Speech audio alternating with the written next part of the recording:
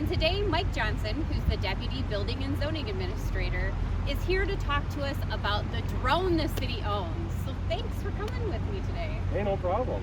So I have to ask you, so everyone knows, what is your job here? I know that that's just a title, but what do you do here for the city of Fenton? So I'm the deputy building official with the city. I do all the inspections when it comes to building. I do zoning enforcement and stuff as well. We have a zoning guy, but I do some of that stuff. Other than that, I do the inspections and stuff like that and enforcement of code.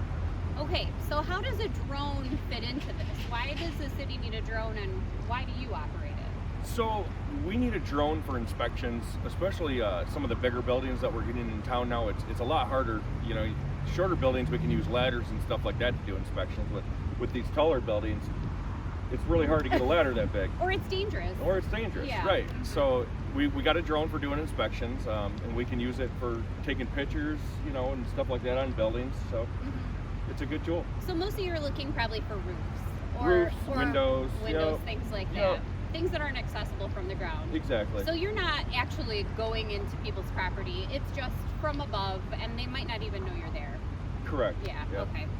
So the drone that we have here at the city, it's pretty intense. And I don't know about our listeners, but like I have a drone at home. It looks nothing like this elaborate, majestic piece of equipment. So what's the difference between what we have and what somebody who does it for a hobby might do? So this drone is different.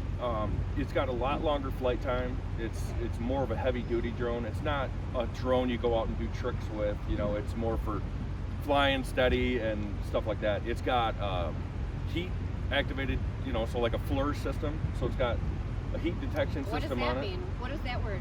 So like when you fly it, like we can use it for search and rescue and stuff like that. So. Well, that's very cool.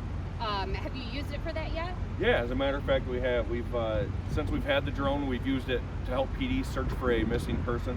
Whoa, that's very cool. So it has a lot of purposes. A lot of purposes. And it's helpful, and it's safe, and we're not out doing tricks, which is unfortunate, but also safe. Right. Yeah.